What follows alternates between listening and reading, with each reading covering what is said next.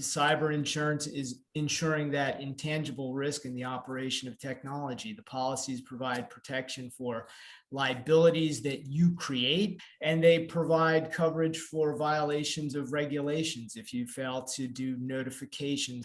Their policies also primarily are paying for first-party risks. So that's a ransomware attack where there's an extortion against your business. We're exposed to a lot of companies that are small enough where they may not have someone in the information security role to fully understand what the cyber insurance policy is going to cover.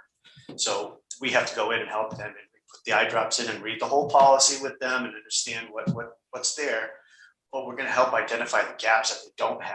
You need to go to the insurance market with a really perfect submission where you've attended to all of your cybersecurity needs. Because if you go with a half of a submission where everything's not up to snuff and you get declined, it's going to make it more difficult for you to go back to market and get the coverage.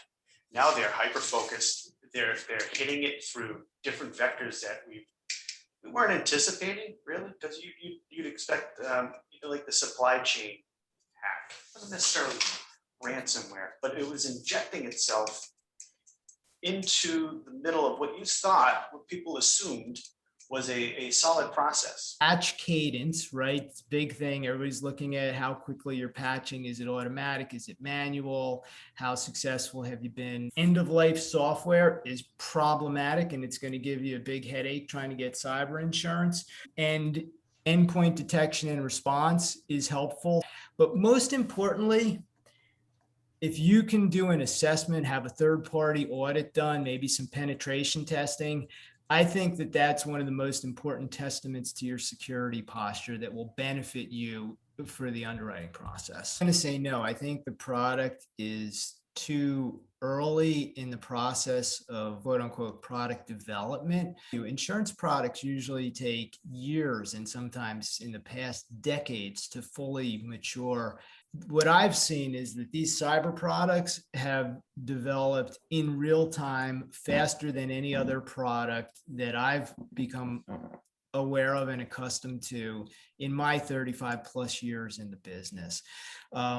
The reason that you won't see standardization is because it's a competitive market. And currently there are a handful of insurers who are outliers who think that they can still beat the market and are taking on accounts at below market prices with below market security protocols. Unless you're a very large company whose policy is reimbursing them to act on,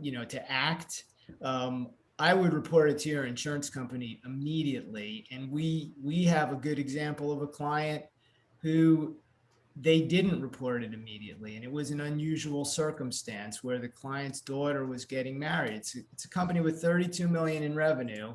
The brother heard about the cyber claim on Saturday, didn't want to talk to his brother about it because his daughter was getting married, didn't get sorted out with the insurance company till Monday. They had different people internally working on it. They didn't follow the insurer's instructions, and we paid $30,000 out of a $250,000 claim because they didn't follow the rules that the insurer set forth. My best practice to put in is 100%. You need 100% compliance. And it has to start from the top.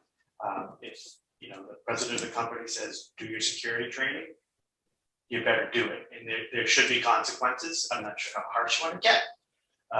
But everybody should, bottom to the top.